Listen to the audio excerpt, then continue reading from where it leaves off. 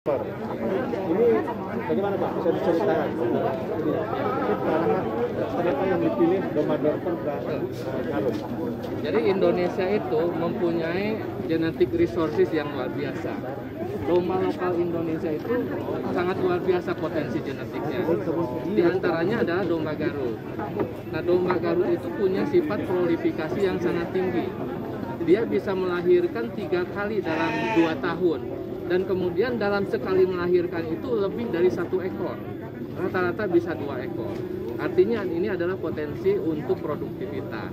Nah, walaupun demikian, tingkat pertumbuhan domba Garut itu masih relatif kurang. Sehingga kita mendatangkan genetic resources dari tempat lain, yaitu Dorper. Karena memang Dorper itu adalah domba tipe pedaging. Sedangkan domba Garut itu adalah domba tipe medium. Sehingga persilangan antara Dorper dengan Garut itu diharapkan mempunyai 2 keunggulan kedua bibit tersebut. Bibit Garut menyumbangkan sifat prolifikasi yang sangat tinggi, kemudian Dorper menyumbangkan tingkat pertumbuhan yang tinggi. Jadi persilangan tersebut mempunyai 2 keunggulan, di mana jumlah anak per kelahiran bisa tinggi, kemudian dari satu melahirkan, dan pertumbuhan yang sangat tinggi. Tapi rata-rata berapa per hari? Rata-rata pertumbuhan bobot badan per hari, cross Dorper jantan itu rata-rata 200 gram per ekor per hari. Kalau domba lokal Garut misalnya? Kalau domba lokal Garut itu rata-rata 120 gram. Padahal Garut sudah termasuk domba besar kan? Domba paling bagus menurut saya kalau yang ada di Jawa Barat itu ya domba Garut itu. Nah, Tapi kalau dibandingkan dengan Dorper memang masih di bawah itu pertumbuhannya. oke, jadi dengan pilihan domba yang di crossbreed Garut dengan Dorper ini, jadi dari segi ekonomi jauh lebih menguntungkan. Betul. Ya, untuk menciptakan domba pedaging. Dan market kita sangat besar. Nah, yang menarik dari klaster ini sebenarnya ini bisa jadi percontohan bagaimana pengembangan ternak domba berbasis peternakan rakyat. Ya, selama ini kan bantuan-bantuan pemerintah itu hanya memberikan bibit 1-2 ekor kepada satu petani. Nah, itu gagal.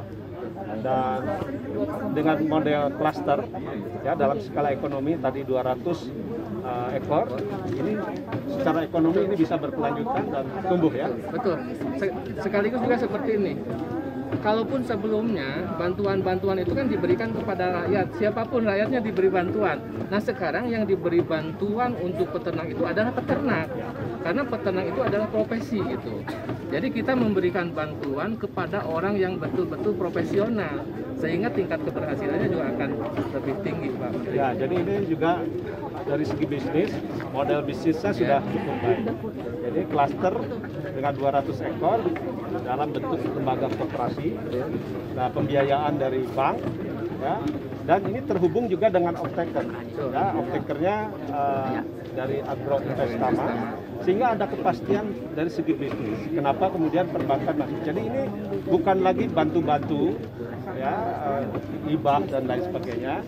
Ini justru mengembangkan kewirausahaan, ya, dalam bentuk kelembagaan koperasi. Nah, karena itu saya kira bisnis model ini bisa direplikasi di mana? Rencana kita mereplikasi di mana? Kita akan replikasi di Sumatera Utara, kemudian Jawa Tengah dan Jawa Timur.